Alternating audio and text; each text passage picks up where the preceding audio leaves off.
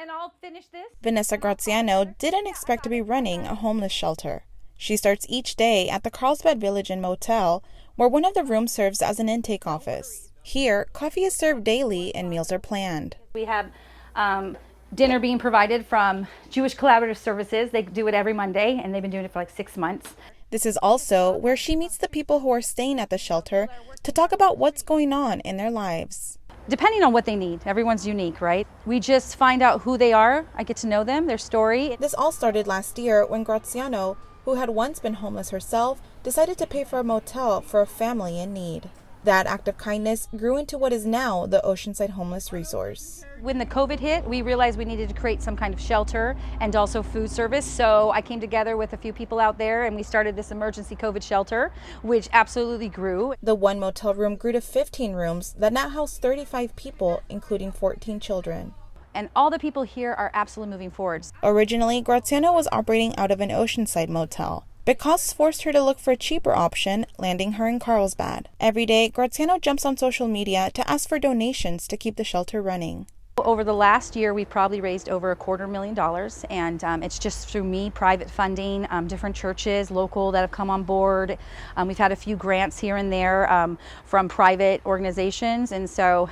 But honestly, it's, I have to raise $1,000 a day to keep everyone here safe. Sharna Barron has been at the motel shelter for a couple of weeks after being homeless for 2 years. She needed stability. When you're on the streets, you can't be stable. I mean, really, you can't. They kick you out. I was sleeping on the benches over at the harbor. They kick you out. I was sleeping on the ground. They got kicked out over there. You can't. The motel has given Barron a semi-permanent address that helped her get a job. She started last week. Desiree Young is another shelter resident just starting a new job. She and her family are going into their 3rd month at Graziano's shelter. They also needed stability and an address to get her children enrolled into school. It's hard to get a job or even put them into a school where they have to be going when you move around. Graziano says she listens to what her clients need, but there are rules they have to follow. It is a come-as-you-are program, but we are very, if you're on drugs, we really want you to understand you can be here safe, but we're going to get you into detox and recovery because that is the next step. The nonprofit has been able to move 38 clients into permanent housing. Graziano also connects her clients with resources like county caseworkers and healthcare. She also arranges employment assistance and transit passes to get them to their new jobs.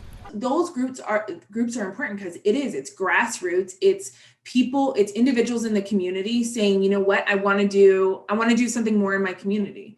And for, there's just not enough resources.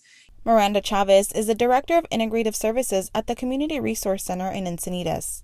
They work with different grassroots organizations like Graziano's. Chavez says small organizations can fill needs that large ones can't. I think the larger an organization is and the more involved government is, people are wary of it. Graziano says her clients trust her because she's been homeless. So I had lived, a pretty successful life in marriage, and I got divorced, and then I stumbled into drugs. And so being able to come on the other side of it and having that lived experience, I do believe my voice is valuable and credible today. Graziano says she's been clean for 6 years. Her goal is to create a cottage community where her clients can learn job skills to prepare them to live on their own. Tanya Thorne, KPBS News.